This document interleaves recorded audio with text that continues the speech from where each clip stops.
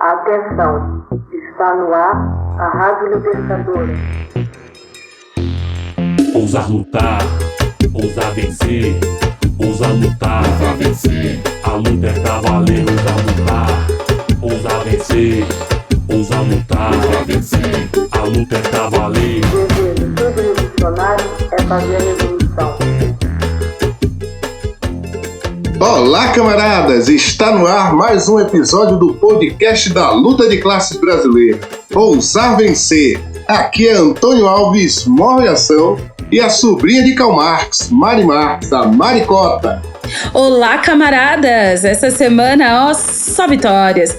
Beijo e cheiro grande para nossa audiência. Aqui é a Mari Marx e nesse episódio do Ousar Vencer, iremos debater sobre as principais notícias de interesse da nossa classe.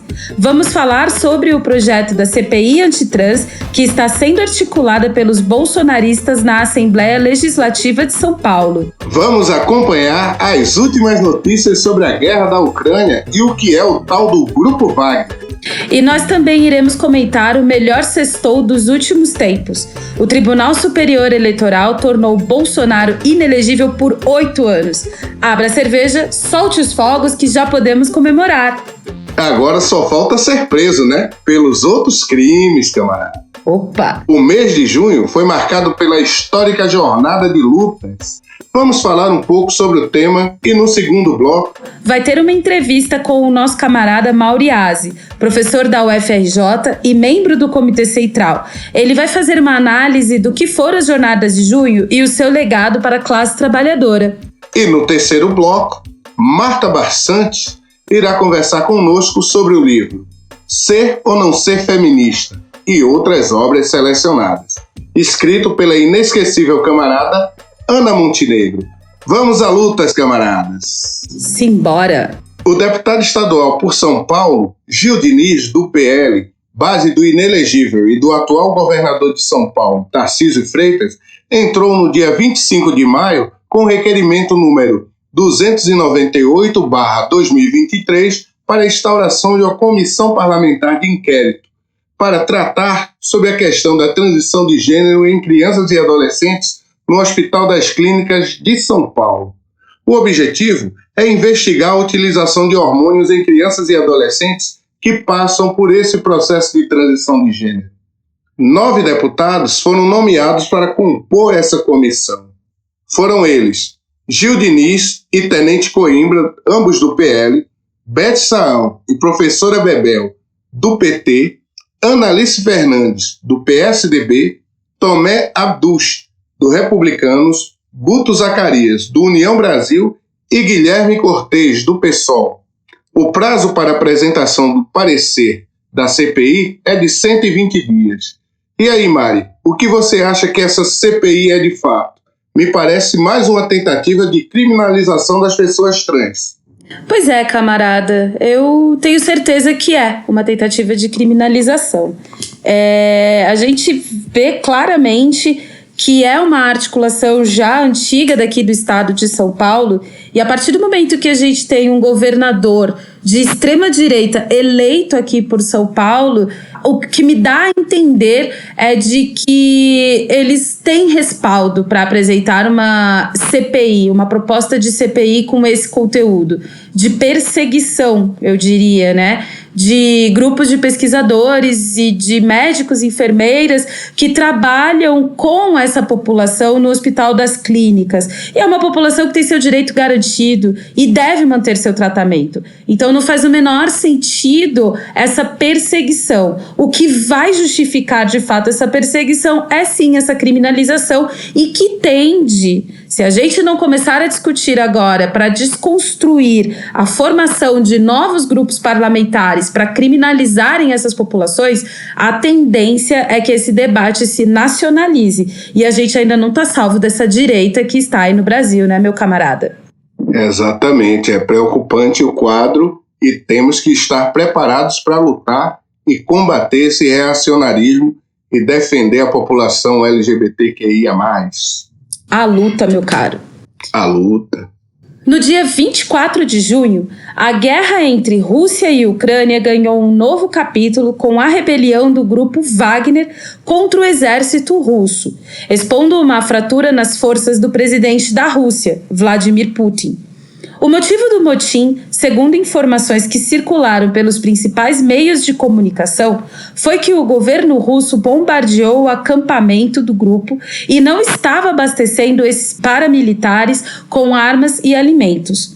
O chefe do grupo Wagner jurou retaliação ao governo russo. Putin chamou de traição e as demais autoridades no mundo ficaram em alerta. Porém, a rebelião durou menos de 24 horas. E aí, essa rebelião de um grupo paramilitar acaba sinalizando o que para os próximos capítulos desta guerra, hein, Morgan?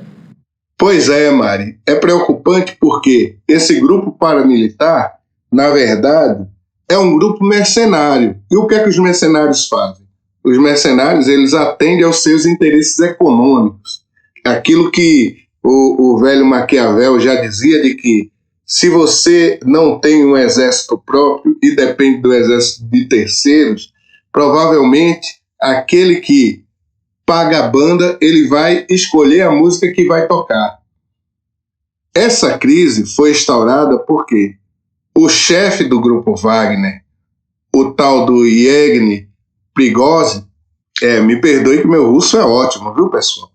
Ele tratava essa questão da guerra como um negócio, né? Era o seu grande aporte financeiro e de capital. Com a intervenção do governo russo, que começou a, em vez de pagar ao chefe do grupo Wagner, passou a propor que o pagamento fosse feito de forma individual a cada soldado, como um soldo, que é o salário do militar, o Putin acabou descapitalizando e desidratando o grupo Wagner enquanto empresa de guerra.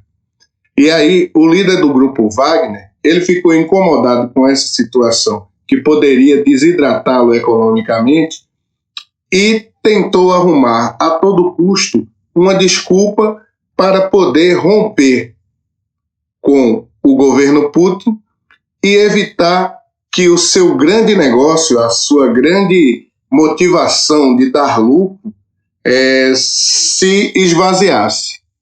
Com isso, a gente viu esse tensionamento. Mas a gente não pode esquecer que a guerra da Ucrânia, esse conflito aberto entre a Ucrânia e a Rússia, é um conflito que está ganhando proporções globais e que ainda vai perdurar, infelizmente, durante um bom tempo. É lógico que nós, enquanto militantes comunistas, e comprometidos com a paz, a gente gostaria que esse conflito se encerrasse, porque na prática quem está sofrendo e quem está perdendo muito são a classe trabalhadora de ambos os países. Tá mais do que na hora dessa guerra acabar, né, meu camarada? Exato. Em junho de 2013, o Brasil buscava ganhar protagonismo internacional com a realização da Copa do Mundo, o que gerou mudanças estruturais para receber o evento. Porém, o aumento da passagem no valor de 20 centavos mobilizou jovens em torno do movimento Passe Livre, que lutavam pela melhoria de condições de mobilidade urbana e pelo direito à cidade. Com a violência policial e o aumento da repressão, em menos de 15 dias, os protestos foram crescendo e tomou conta de todas as capitais do Brasil. Porém, o que era uma luta contra o aumento de passagem tornou-se um vetor aberto para diversas reivindicações, tendo a infiltração da direita que sequestrou a pauta e colocou o Brasil em xeque. 10 anos após as jornadas de junho, precisamos pensar o seu significado político, o seu legado para a história, sejam os aspectos de avanço na luta e as suas contradições. Como você compreende esse processo, hein, Morgan? Eu acho muito interessante, porque num espaço de 10 anos, a gente consegue ter um distanciamento histórico para ter uma análise sem as paixões, pelo menos é o que nós marxistas pensamos, sem as paixões e sem aquela ideia de tentar criar anjos e demônios. Na verdade, tentando fazer uma análise científica e entendendo como o processo se deu, tanto pelas reivindicações que eram legítimas, pela questão da mobilidade urbana e do direito à cidade, porque inicialmente, com o projeto da vinda da Copa do Mundo para o Brasil, houve mudanças estruturais e que atingiu diretamente milhares de famílias, né? Com deslocamentos de comunidades para ser desocupada e construído os campos de futebol, ampliado o sistema de metrô. E dentro desse parâmetro todo, houve a coincidência de estar rolando a Copa das Confederações e ter o bendito aumento de passagens, que foi o estopim de toda aquela revolta popular. Lembrando que o Brasil havia passado por praticamente 12 anos de governo petista e que tinha virado a chave da ideia da luta por cidadania, que era uma coisa que a esquerda e os comunistas também lutaram muito, e o governo do PT entregou a ideia de substituir a cidadania pelo consumismo, né? Você é alguém se você consumir. E dentro desse parâmetro, acabou perdendo-se o fator ideológico e as pessoas foram se perdendo dentro do processo. E no meio dessa luta, com o aumento da repressão policial contra os manifestantes, acabou surgindo o que a gente chama de um sequestro da pauta legítima da classe trabalhadora, e foi sendo sequestrado e enfiado o contrabando, que era aquela questão do fora todos, fora os partidos, e aí surgiu aquelas palavras de ordem generalistas, mas que, na verdade, atendiam os interesses da direita, né? E aí foi que a gente começou a perceber o surgimento de grupos neofascistas, de grupos reacionários, que tentaram modificar a narrativa e iniciaram um processo que a gente vem acompanhando até hoje, como figuras como o tal do Kim Kataguiri e outros personagens que acabaram se destacando a partir daquele momento histórico. É lógico que eu estou falando aqui de forma muito simplificada, porque teremos nesse episódio, no segundo bloco, a contribuição do camarada Mauriase, que irá fazer uma verdadeira análise aprofundada e colocando todo o significado e o que ficou como legado das jornadas de junho de 2013.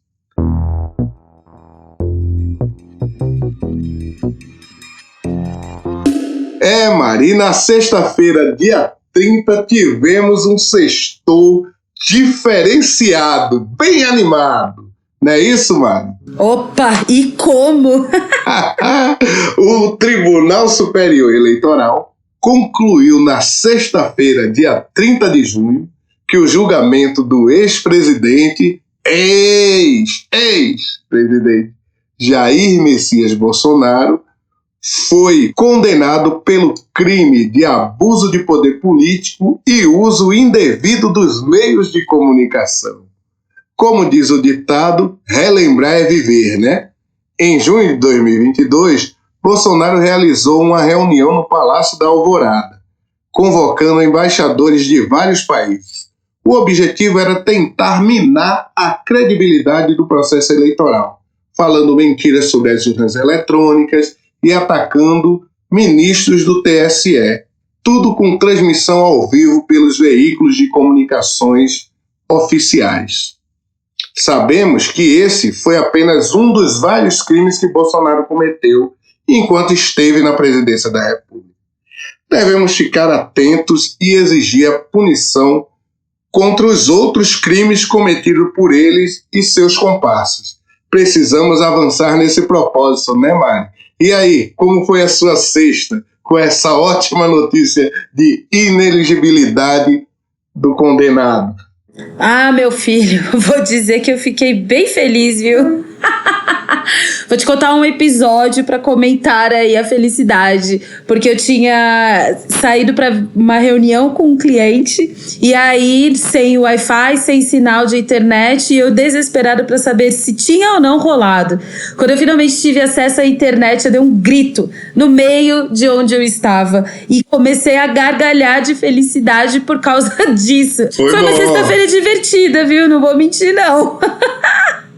Agora, meu querido, a gente precisa só se ater a uma coisa, né? Demorou para ele ser criminalizado por algo. Ele foi criminalizado justamente, eu diria, né?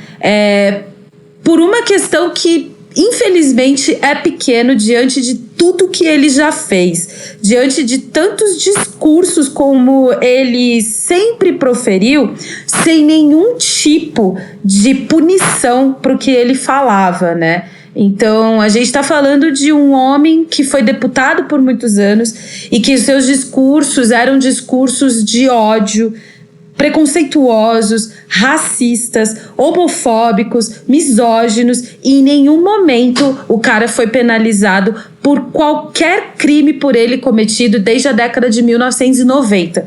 Demorou para ele ser punido por algo, mas sinto muito. Isso é pouco e pequeno para tudo que ele representou no descenso político e moral do Brasil, camarada. É isso aí, Mari. Nós devemos continuar a luta para que nem ele e nem os seus comparsas na tentativa de golpe do dia 8 de janeiro saiam impunes. É preciso que a gente prossiga nas mobilizações e fortalecendo o debate público e popular para que a gente coloque esses canalhas de volta da lata de lixo da história, de onde eles nunca deviam ter saído. É isso aí, camarada. É isso, meu camarada, que o esgoto fique lá. Exatamente. Esse foi mais um Ousar Vencer Notícias, meus camaradas e minhas camaradas. É isso aí, camaradinhas. A cada 15 dias, notícias de interesse da classe trabalhadora. Avante! Acompanhe o próximo bloco com a entrevista com o camarada Mauro Yazzi.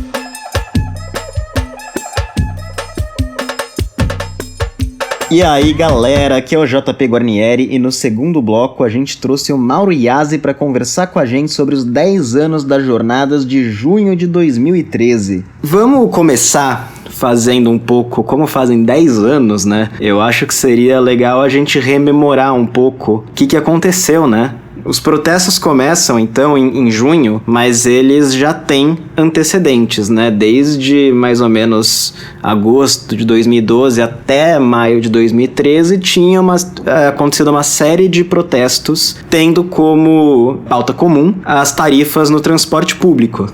Isso, mesmo essas manifestações relativas à tarifa, era algo que já vinha acontecendo. Se a gente lembrar das manifestações de Salvador, de Goiás, de Santa Catarina, eram manifestações que vinham ocorrendo há alguns anos já, que já vinha se dando manifestações de jovens em cima da questão do passe livre. Mas a gente tem que somar a isso também uma série de manifestações, como por exemplo a própria greve do magistério superior do ensino público federal que tinha ocorrido em 2012. E também em 2013 você tem uma intensificação das ações visando as obras para a Copa do Mundo, que gerou bastante insatisfação também nas desapropriações, nas ações visando ali as chamadas obras para a Copa, né? Um recrudescimento da política de segurança pública, no caso do Rio de Janeiro, a implantação das UPPs, uma série de ações que acabaram por provocar um descontentamento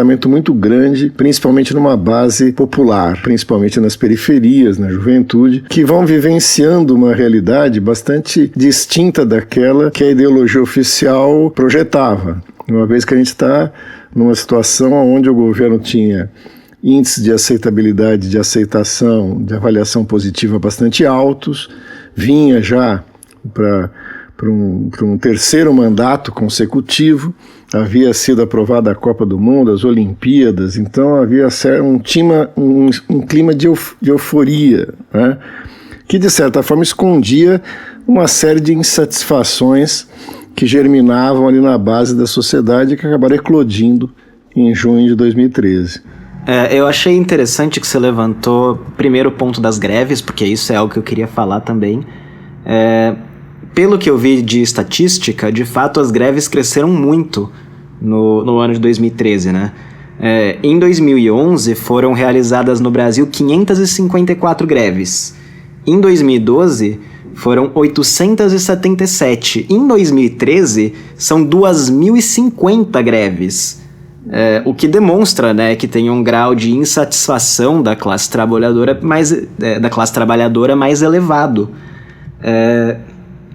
E você vê algumas pioras, né, na condição de vida dos trabalhadores. Por exemplo, o preço dos aluguéis entre janeiro de 2008 e junho de 2013, na cidade de São Paulo, no caso, subiu 88%. No Rio, foram 131%. 131%. Tem que considerar aí, né, que teve a inflação no período, que foi de... A inflação no período foi de 36%, né? Então isso significa que teve uma valorização real de 38% nos aluguéis. O salário mínimo, nesse período, cresceu 63%, que dá um ganho real de quase 20%, assim. Então o aumento real do custo de habitação foi basicamente de 16% nesses anos. E a gente começa a ver um aumento que, apesar de não ser um aumento gigantesco, eu acho que faz parte desse conjunto, né? Que foi um aumento na quantidade da população que levava 1 hora ou mais no percurso entre residência e emprego.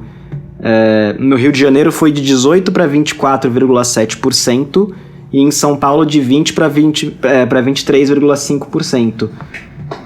Então, o que a gente vê é que os primeiros governos petistas coincidiram com uma janela, né, de oportunidade, muito em função da crise internacional do capital, a partir de 2008 principalmente, né? Você tem uma retomada de investimentos diretos na América Latina, em especial no Brasil.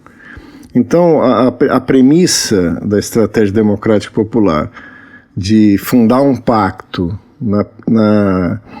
na compreensão de que era possível atender os interesses de acumulação do grande capital e paulatinamente investindo de maneira focalizada, gradual, progressiva nas manifestações da questão social, pressupõe um certo crescimento, esse mito do chamado crescimento sustentável, né? Bom, nós sabemos que o capitalismo não combina com o crescimento sustentável, ele parte de ciclos de acumulação, de crescimento, de estagnação e crise.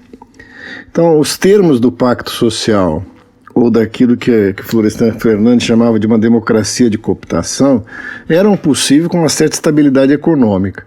Na medida em que a crise do capital se acentua, e isso basicamente vai se dar ali após, na meados do segundo governo do Lula e a passagem para o primeiro governo da Dilma, as condições para manter o pacto vão se esgarçando.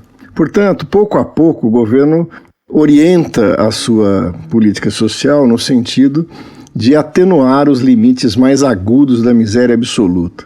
Isso só pode ser feito de maneira focalizada, fragmentada, refilantropizando a política social. E existe aí um resto não atendido por essa política, um agravamento das contradições próprias desse modelo de acumulação, e que não por acaso explode na realidade urbana, né? Na questão da moradia, do saneamento, na questão do emprego, na questão do acesso a bens e serviços essenciais de educação, de saúde e, no caso específico que estamos falando aqui, do transporte. A gente não pode ver isso como uma crise acidental, conjuntural, mas como resultado de uma política de desenvolvimento que acreditava possível essa conciliação de interesses antagônicos de classe, de um lado da acumulação do grande capital monopolista e do outro uma lenta, mas progressiva resolução de problemas sociais. No final dos anos 90, a gente tem que 10% da população mais rica concentrava 53% da riqueza. Ali por volta de 2013 e 2014, mesmo com políticas de restribuição distribuição de renda, com toda essa políticas compensatórias no sentido de diminuir a miséria absoluta, você tem que essa acumulação salta desses 53% para algo em torno de 74,2% da riqueza na mão dos 10% mais ricos. Não deve causar estranhamento para a gente que um ciclo de acumulação capitalista resulte na acumulação maior da riqueza, cada vez mais concentrada num polo da sociedade e no seu polo oposto, a produção de miséria. O atenuamento da miséria absoluta não resolve os problemas de um modelo de desenvolvimento e, por via de consequência, um modelo urbano que acaba penalizando as camadas populares.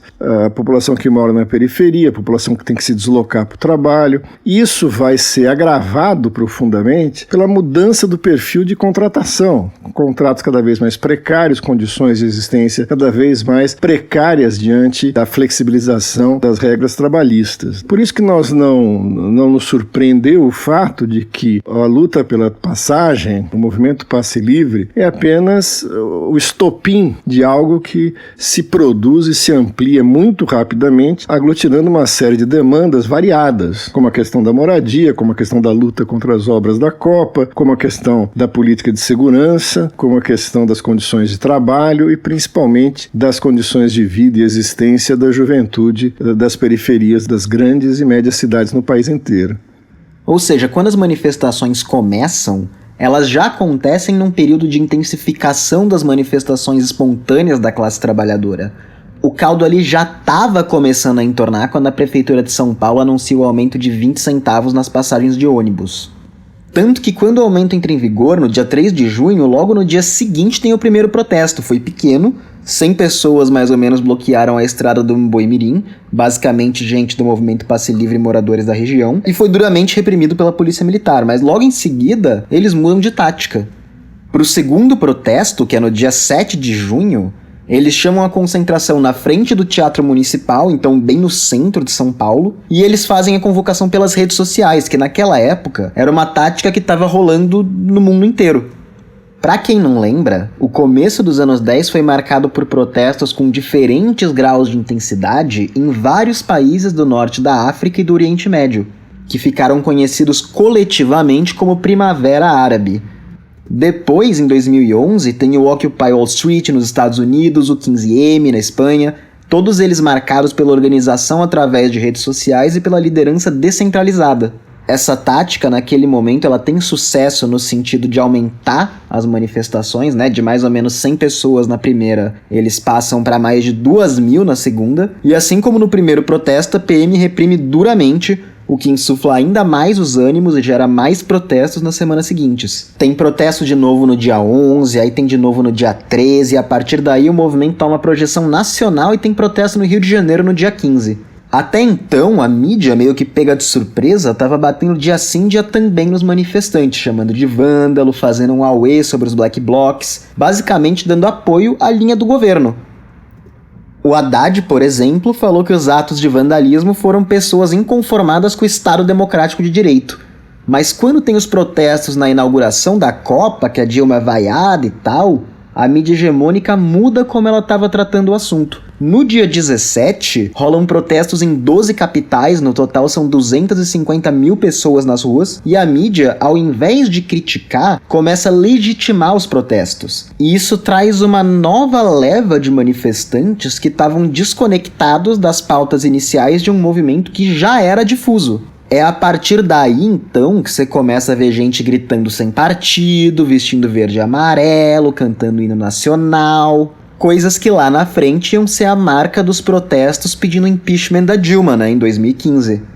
Então, a gente tem que voltar um pouco nessa reflexão, porque aquilo que a gente costuma dizer que as manifestações pegaram de surpresa esses setores, de certa forma se explica porque manifestações parecidas, como a gente estava dizendo, haviam acontecido em outros locais. Então, veja, o que nós estamos tratando de empresas privadas de transporte que têm certos critérios de negociação com a prefeitura e que chegam no final de um período do contrato, renegociam esse contrato e vão botar cláusulas para corrigir o valor das passagens. Só que veja bem, A maior parte das prefeituras do PT, né, nas primeiras vitórias eleitorais nos anos 80, e quase todas elas, no caso de São Paulo, municipalizaram o transporte coletivo. Numa segunda geração de prefeituras, quase todas elas, se não todas, reprivatizaram as empresas de transporte. E isso demonstra um enorme poder da corporação e do monopólio dessas empresas, que passaram a ser fonte de financiamento de campanhas bastante proeminentes. Vamos lembrar que no caso de São Paulo, o prefeito na época, o Haddad, a primeira declaração dele é peremptoriamente afirmando que não tem a menor possibilidade de recuar no aumento, que ele era perfeitamente justificável pelos termos do contrato, pela tabela e etc. e tal. Independente do MPL ter apresentado cálculos demonstrando quanto que as empresas deixaram de cumprir artigos e como que isso impactaria na vida daqueles que usam o transporte coletivo. Portanto, uma enorme surdez e uma impermeabilidade do poder público diante de uma demanda. É bom que se diga também que esse movimento, especificamente no caso das passagens, ocupa um vazio, né? Ocupa um lugar de movimentos sociais, de representações populares, inclusive nos conselhos de transporte, que acabaram por não cumprir esse papel de acompanhar isso e de se mobilizar e ter algum tipo de poder de pressão contra os aumentos constantes de passagem. Quando isso eclode, é natural que as autoridades imaginassem que ele repetiria um ciclo conhecido das manifestações em Goiás, em Salvador, em Santa Catarina, etc. Uma vez que elas sempre representaram a mesma curva, né? Mobilizações restritas a militantes que criam um certo constrangimento e que se desfazem rapidamente. O que explica que no caso de 2013 isso não ocorreu? Eu acho que 2 fatores têm que ser levados em conta. E um deles, sem dúvida nenhuma, é a repressão. Quer dizer, quando você tem a repressão na Avenida Paulista, quando você tem os primeiros choques, onde o governo municipal se alia ao governo do Alckmin para reprimir as manifestações, elas acabam se espalhando para outras cidades e acabam se generalizando. A gente pode falar dos meios utilizados para isso, as redes sociais, mas eu procuro entender isso muito mais pela perspectiva de uma transformação da quantidade em qualidade. Quer dizer, é uma contradição que vem amadurecendo e que acaba sendo ponto de fusão com outras insatisfações e inquietações sociais nesse período. Então, quem vai para a rua na sequência das manifestações, reagindo à repressão policial, apoiando as manifestações, amplia muito o leque, deixa de ser, evidentemente, somente pela questão do aumento das passagens, né? Se soma aí, como a gente falou, constante, a persistente repressão policial da Polícia Militar contra jovens negros da periferia das grandes cidades. Se soma isso insatisfações cotidianas que vão amadurecendo, que se sentem impotentes, cada uma delas isoladamente, mas que no calor da manifestação se sentem representadas. Se expressa ali também um enorme descontentamento, não só com as condições de existência, como também as formas políticas que até então canalizavam esse descontentamento, queriam fazer crer que eram canais de expressão dessas inquietações. Então, na verdade, o que a gente tem é um mecanismo conhecido do ponto de vista da teoria política, das ciências sociais, de um movimento, uma contradição que, não tendo forma de expressão nos canais instituídos, extravasa na forma de manifestações diretas de massa com grande força, tornando a repressão, que normalmente é eficaz para controlar num certo momento, exatamente o combustível que faz com que as manifestações cresçam e se alastrem. Mauro, eu queria resgatar alguns dados que foram levantados por uma pesquisa do Ibope na época das manifestações. Eles fizeram a pergunta, né? Pediram para os manifestantes falarem 3 motivos pelos quais eles estavam ali se manifestando. Quando a gente olha para as respostas considerando só qual foi a primeira coisa que eles falaram, 37% falaram que de demandas relacionadas ao transporte público, né? Alguns pelo passe livre, alguns só por não reduzir a tarifa, mas várias coisas que aglutinavam como demanda sobre transporte público. 30% falaram sobre o ambiente político, né? E desses 30, na verdade, 24 era falando contra a corrupção e contra desvios de dinheiro público. E 12% pediam melhorias na saúde. Quando a gente pega agora a somatória das 3 razões que as pessoas citaram, a gente tem 53% falando de demandas sobre transporte público, 65% falando de ambiente político, sendo que 49% era contra a corrupção e contra o desvio de dinheiro público, e 36% falando de melhorias na saúde.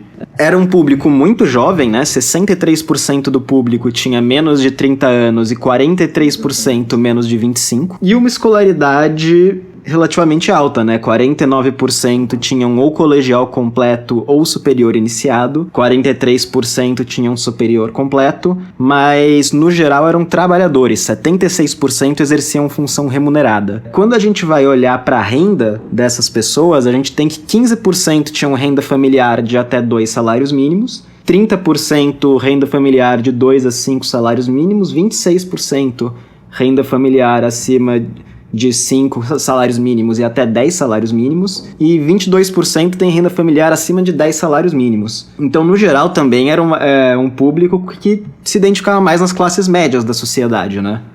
Então, essa foi uma pesquisa que foi bastante usada à época para tentar impor ao movimento um perfil de classe média descontente. Mas eu discordo um pouco dessa leitura, não dos dados em si, mas nós temos que entender 2 aspectos iniciais para compreender esses dados. Primeiro, um novo perfil da classe trabalhadora. Uma classe trabalhadora que vai ser cada vez mais pulverizada, fragmentada e que vai encontrar na juventude principalmente um canal de exploração bastante intenso. Segundo, que a principal característica aí é um movimento e é uma rebelião de jovens. E é natural que jovens, nessas condições, sejam aqueles que iniciem essas mobilizações. Mas eu não acho que é um movimento especificamente de classe média. A classe média, nesse momento, está fazendo uma outra inflexão que vai, para mim, ser decisivo nos movimentos que se seguirão, mas não na eclosão do movimento de junho. O que a gente tem aí também, para a gente materializar um pouco esse clima político. O que se trata, esse questionamento do clima político e que no andar das manifestações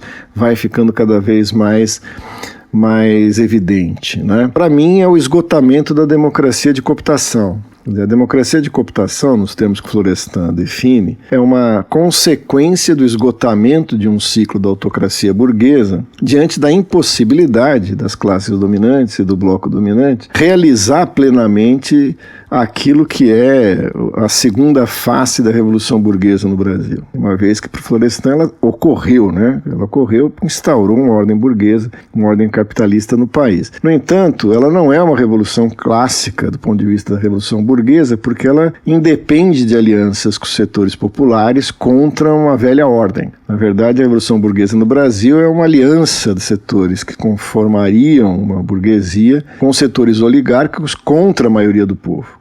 E, portanto, a crise da autocracia burguesa abriria, né, como dúvida, a possibilidade de uma retomada dessa maioria da população, excluída até então da ordem capitalista, e Florestan afirmando que não, né, que é impossível que a burguesia, nas condições do capitalismo dependente, faça isso, ela vai buscar uma das alternativas, né, seria que a burguesia concedesse muito pouco naquilo que é possível nos termos de um capitalismo dependente, em troca dessa adesão.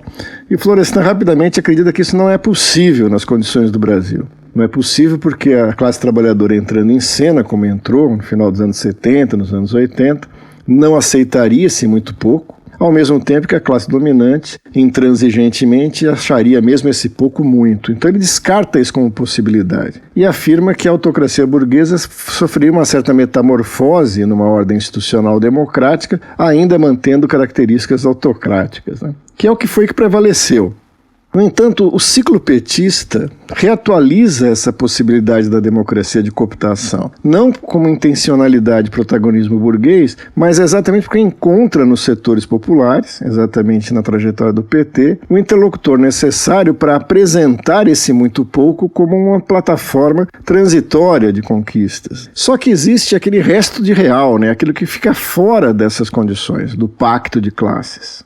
Os governos petistas acreditavam que tudo estaria sob controle se gerasse as condições de governabilidade pelo alto, amortecesse os conflitos na forma de políticas compensatórias e desse as garantias necessárias para que o capital continuasse acumulando em taxas de lucro satisfatórias. Agora, o que gera como o resto dessa política do possível, dessa conciliação de classes? Problemas estruturais não resolvidos. E eles, como é natural de se supor, assumem um tom de gravidade e explosividade maior no espaço urbano. Então, assim, o que nós temos aí é um esgarçamento daquele tecido social que sustentava o pacto. E o que se expressa pelos poros desse terreno esgarçado? Aqueles setores mais vulnerabilizados, né? Aqueles setores que são mais atingidos por essa política, porque estão diretamente ali. Então, quem se serve do transporte público, quem se serve dos serviços de saúde, quem tinha que ser atendido pelas políticas de assistência, de previdência, é que vai estar, vamos dizer assim, naquele patamar de ser o setor que vai sofrer mais com isso e, portanto, tem mais possibilidade de estourar. Mas não é na classe trabalhadora, porque ela está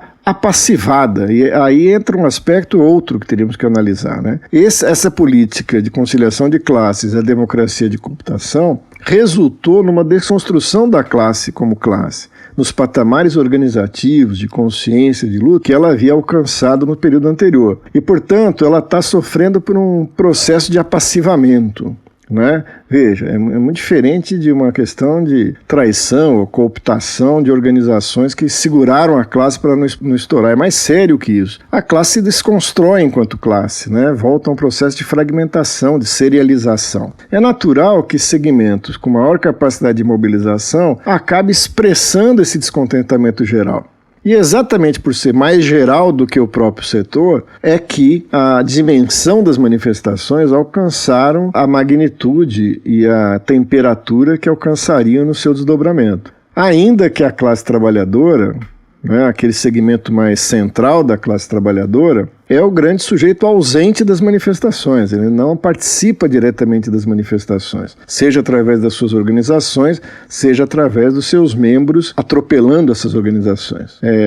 Mas isso eu acho que não caracteriza o movimento de junho de 2013 como um movimento de classe média. Ele vai se tornar... Esse é um aspecto que vai apresentar-se na conjuntura posterior, mas não imediatamente em 2013.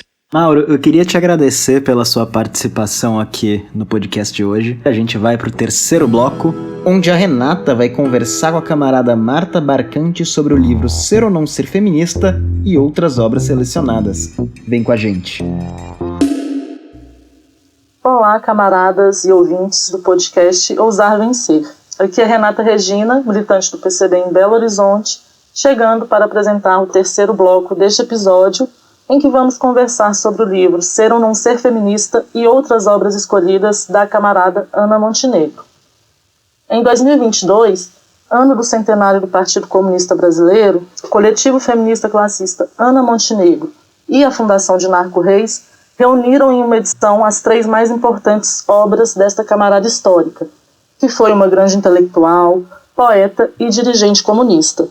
As obras que compõem essa edição especial são muito atuais e mostram como Ana Montenegro contribuiu grandemente na história do PCB, nas lutas das mulheres e de toda a classe trabalhadora, como formuladora, agitadora, propagandista e organizadora. Para conversar sobre o livro, temos como convidada a grande camarada Marta Barcante. Marta é secretária de Mulheres do PCB e preside atualmente a Fundação de Narco Reis. Bem-vinda, camarada. Muito obrigada por aceitar nosso convite. É uma satisfação enorme te receber nesse episódio. Eu que agradeço o convite. É muita satisfação também de estar participando desse episódio e falar um pouco dessa mulher extraordinária que foi a Ana Montenegro. Perfeito, Marta. Acho que para começar, você podia contar um pouco para os nossos ouvintes, né, sobre quem foi a camarada Ana Montenegro. Ana Montenegro nasceu em 1915 em Quixeramobim, no Ceará. Depois veio para o Rio de Janeiro e posteriormente para a Bahia, né? Ela é jornalista, jornalista, advogada, poeta, como a Renata já falou, e entrou para o PCB em 1945 no dia 2 de julho de 1945, pelas mãos do Carlos Marighella. A Ana teve um papel muito importante no partido na década de 40.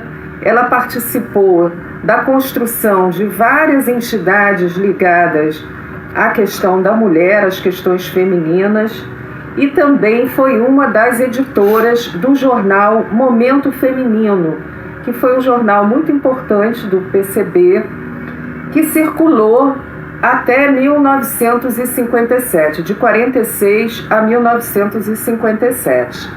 E nesse jornal, esse jornal era muito interessante porque ele trazia toda uma discussão política, organizativa das mulheres, mas ao mesmo tempo alguns temas, né, que para atrair a mulher trabalhadora. Então, como cuidar das crianças, tinha uma seção de puericultura, tinha uma seção de receitas, tinha outras sessões justamente para atrair essa mulher mais popular, né, para a leitura desse nosso importante jornal.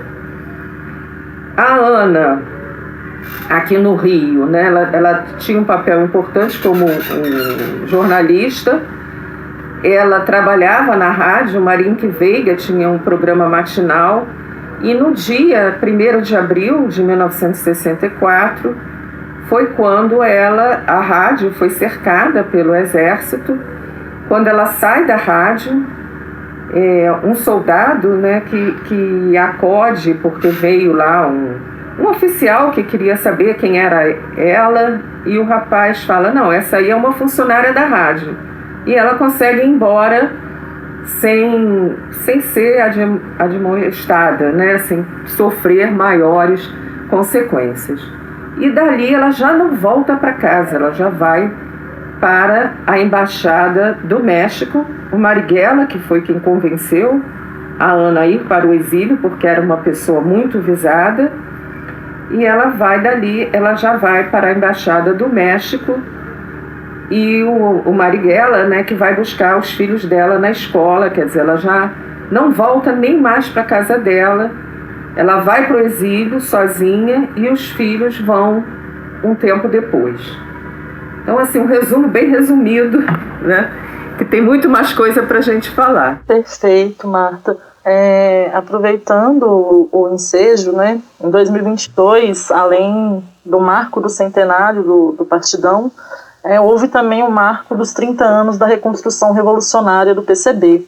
E Ana Montenegro foi uma das camaradas que protagonizou, né, essa firme defesa aí do partido e a luta contra aqueles que tentaram liquidar o PCB em 1992. Queria que você comentasse um pouquinho para a gente também essa participação aí que a Ana teve naquele congresso decisivo. A Ana, ela volta para o Brasil em 79, né, e volta a atuar, quer dizer, ela nunca deixou de atuar, mesmo no exílio, de atuar no PCB. Então ela teve um papel muito destacado nesse movimento de defesa do PCB, já no final da década de 80, quando os liquidacionistas começaram a tentar, né, acabar com o partido. Tinha um discurso de que o mundo mudou, já tinha havido a queda do Muro de Berlim, logo em seguida da União Soviética, e a Ana teve esse papel protagonista.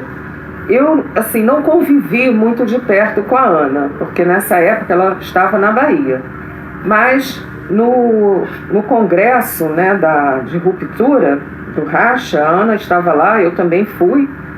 Eu lembro dela lá na Escola Roosevelt. Ela inclusive participou do primeiro comitê central eleito ali naquele momento, né, um comitê central provisório que depois foi referendado numa conferência posterior, né? E a Ana tinha, né, uma fala muito tranquila em alguns momentos e muito enfática no sentido da defesa do partido, né? Ela era uma mulher pequena, mas com uma força incrível, né? Inacreditável a força daquela mulher. E naquele momento foi fundamental a participação dela, como de outros camaradas também, né? Sim, devemos aí grandemente, né, a Ana, junto a essas e esses outros camaradas. Inclusive, só comentando que, né, no YouTube vocês encontram, né, uma fala da camarada Ana Montenegro nesse congresso, onde ela relata que tentaram impedir a entrada dela, enfim, faz ali uma defesa muito firme e emocionante também, né, pela manutenção do Partido Comunista Brasileiro. Marta, você podia contar também para os nossos ouvintes como é que foi o processo, né, de organização dessa edição até que fosse viável ali a sua publicação? Olha, foi uma edição coletiva, foi um trabalho coletivo do Ana Montenegro, que contou com várias camaradas nesse processo, né? A Ana Karen, que é a secretária política do nosso coletivo, entrou em contato com a filha da Ana Montenegro, com a Sônia, que lá em Salvador, né? E a Sônia disponibilizou os arquivos todos da Ana para nós, inclusive desses 3 livros, né? Nós já tínhamos até em PDF o Ser ou Não Ser Comunista. Então foi feita a transcrição dos livros, a digitalização, a correção, alguma, vamos dizer assim, atualização ortográfica, né? Cada camarada contribuiu de alguma forma, né? Traduzindo, escrevendo prefácio, diagramando, fazendo a capa. A Elândia, né, que é uma querida camarada nossa que fez a belíssima capa do livro. Então isso tudo foi um processo muito assim, embora um pouco dificultoso, né, mas que funcionou bem, sabe? Eu acho que funcionou muito bem e o resultado foi muito positivo. Nós estamos aí com um livro muito bonito, com com 3 obras, né? O Ser ou Não Ser Comunista, A Luta das Mulheres Trabalhadoras e O Tempo de Exílio. Perfeito, camarada. Aproveito só para fazer uma pequena correção, né? A capa é de autoria da camarada Eline, da Bahia. Ai, desculpe. E a gente acaba confundindo mesmo. Tá certo. E, bom, camarada, esse livro, como nós já comentamos, né? Ele reúne 3 obras de muita relevância, né? Ser ou Não Ser Feminista, Mulheres e Participação nas Lutas Populares e O Tempo de Exílio. Eu queria que você fizesse, assim, comentasse brevemente um pouquinho de cada uma dessas publicações. O livro desses, o mais conhecido, é O Ser ou Não Ser Feminista. No Ser ou Não Ser Feminista, a Ana Montenegro, ela desenvolve, tem todo um arcabouço teórico muito importante e uma profunda discussão sobre a questão da luta das mulheres, né? Porque assim, ela faz uma distinção muito grande entre aquela luta da mulher trabalhadora, um feminismo classista e daquele feminismo liberal, daquele que quer que a mulher ocupe espaços na sociedade, mas sem questionar a própria sociedade. Porque nessa concepção, né, nossa do feminismo classista, a mulher, além de ser oprimida, a mulher trabalhadora é explorada também. Então a questão da luta de classes, ela é fundamental para que esta mulher, né, possa ocupar não os espaços das grandes corporações, as diretorias, como muitas colocam, mas sim ter espaços dentro da sociedade em que a sua dignidade seja garantida. E isso a Ana desenvolve em várias discussões nesse livro. Tem um capítulo só sobre a Simone de Beauvoir, que ela faz várias críticas, né, à concepção da Simone e outras feministas da época, né? Então é um livro bastante interessante para quem quiser se aprofundar nessas discussões sobre o feminismo classista. Perfeito. A última edição que havia desse livro, né, era de 1986, antes dessa nova edição, publicada pela Fundação de Marco Reis. E como muito bem já comentamos, também é uma obra que segue muito atual, né, Marta? E no Mulheres e Participação nas Lutas Populares, a Ana busca fazer esse resgate histórico também, né, da contribuição especificamente das mulheres nesses processos de lutas aqui no Brasil. Sim, a Ana, ela não era apenas uma teórica, né? Ela ia, vamos dizer assim, ela ia à luta, né? Ela participou de luta por moradia na Bahia, junto com a Maria Brandão dos Reis, né? Ela participa de vários, como eu já falei, né? dos jornais do partido, ela sempre escrevia, publicava, mas ela também era ligada às lutas populares, né? Ela ia ao encontro, né, dessa mulher trabalhadora, procurava conhecer as dificuldades da vida dessas mulheres e como nós poderíamos superar isso. Essas diversas lutas, né, que as mulheres daquela época, da década de 60 até mais adiante, participavam ativamente, né? Ela também faz assim, uma homenagem a faz pequenas biografias de várias mulheres que se destacaram naquela época, como a Maria Brandão, que eu já falei, e outras, né?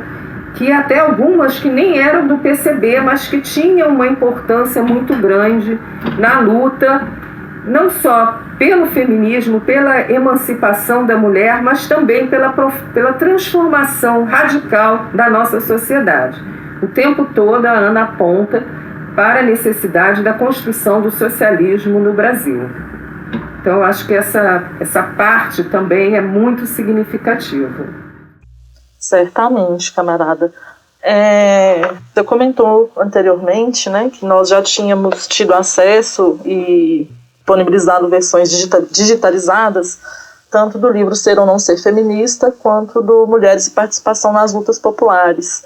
Porém, O Tempo de Exílio foi um livro que a gente conseguiu acesso a partir dessa visita, né, da camarada Ana Karen, a filha da Ana, e onde ela conseguiu, né, pegar uma versão impressa deste material e nos possibilitou a transcrição para que ele entrasse nessa edição, né? E eu queria que você comentasse um pouquinho também do Tempo de Exílio agora. Olha, eu até, quando eu falo da vida da Ana, né, já dei até o início do livro, quando ela conta como ela foi para o exílio. O Tempo de Exílio é um livro muito emocionante, eu fiquei muito emocionada. Porque, né, de certa forma, eu vivenciei aquele período da ditadura, então algumas passagens ali me tocaram profundamente. A Ana, nesse período do exílio, a FEDIM, na época, né, tinha uma ligação com a ONU, né, então ela atuou na FEDIM, na ONU, na Unesco, e isso possibilitou que ela viajasse por vários países e visse países em guerra na África, né? Tem uma passagem muito emocionante quando ela está na Jordânia, que é assim, é lindo, porque é um livro extremamente sensível, ela se baseia em cartas, né, que ela enviava para outros camaradas, ela vai colocando ali. Ela fala do impacto que ela teve, na Alemanha, sabendo da morte do Marighella. Então, assim, é um livro de muita emoção. Eu fico muito emocionada toda vez que eu falo desse livro. E várias outras passagens interessantes, os encontros dela com Solano Trindade, na Cinelândia, que é onde nós até hoje frequentamos, né? Então é um livro muito tocante. A meu ver, assim, cada um tem a sua peculiaridade desses livros, né? O Ser ou Não Ser é mais teórico.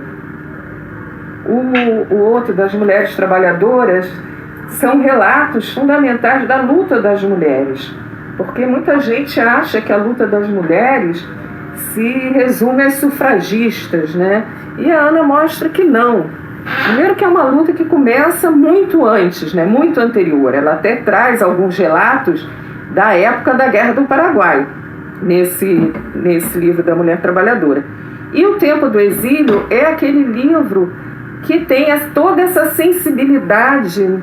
E eu acho que ali ela aflora essa Ana poeta, né? Com toda a sensibilidade dela, como ela vivenciou aquele período tão difícil que foi estar longe do Brasil. E inclusive tem momentos ali que ela fala muito da saudade, do sofrimento dela, né? O livro é muito interessante. Para mim, ele é muito tocante. Sim, certo. Compartilho desse sentimento também, camarada, inclusive por ser a obra mais recente que a gente acabou tendo acesso dela, né? Bom, caminhando agora para nos despedir, aproveitar para falar que, né, tanto Ser ou Não Ser Feminista quanto Mulheres e a Participação nas Lutas Populares se encontra disponível, né, na biblioteca do site do coletivo, que é o anamontenegro.org. E para conferir o Tempo de Exílio precisa, né, tá adquirindo aí essa nova edição belíssima que foi publicada no ano passado. E eu gostaria que você contasse para os nossos ouvintes onde que é possível estar adquirindo o seu exemplar, camarada. Olha, nós temos um site que é a Vitrine Comunista, que as pessoas podem acessar e fazer a encomenda do livro. Nós temos alguns exemplares ainda lá na Fundação de Narco Reis. Temos algumas camaradas de outros estados que levaram, mas para quem quiser adquirir é só entrar no site da Vitrine Comunista e fazer o seu pedido, que nós vamos remeter. Perfeito, camarada. Saudar aí grandemente a Fundação de Narco Reis, que a camarada preside, pela publicação dessa edição. Te agradecer imensamente por ter aceitado estar com a gente aqui nesse episódio, falando aí da nossa grande camarada Ana Montenegro, né? E aí te convidar para se despedir aí dos nossos ouvintes. Bem, eu quero primeiro, né, mais uma vez agradecer o convite e dizer que a vida da Ana Montenegro vale a pena. As pessoas, né, as mulheres, não só as mulheres, né, os camaradas, homens também, né, tomarem conhecimento dessa grande lutadora. Isso dá, vamos dizer assim, nos anima a continuar nas nossas batalhas. Então eu espero que essa nossa conversa sirva de estímulo para a leitura do livro e também para a nossa disposição para a luta até a vitória. Perfeito, camarada. Para encerrar, vou deixar aqui um trecho de um poema que a camarada Ana Montenegro fez na ocasião da morte, né, do camarada Marighella, porque ela estava no exílio nesse momento. E antes de deixar esse trechinho com vocês, convidar todos, né, para estarem aí conhecendo o site do Ana Montenegro, anamontenegro.org, tá acompanhando também as redes sociais do coletivo, CFCAM-BR, tanto no Twitter quanto no Instagram, e acompanhar também as redes do Partidão, né, PCB Partidão, @PCB Partidão, tanto no Twitter quanto no Instagram também. É isso, camaradas. Termino aqui com a frase da camarada Ana Montenegro e aguardo vocês novamente no próximo episódio do podcast Ousar Vencer. A frase da camarada Ana Montenegro, para terminar este episódio, né, deixando aí uma inspiração para todas e todos os camaradas, mais luz e flor e povo e canto responderão presente, chegada a primavera, mesmo que tardia. Abraços, camaradas. Abraços.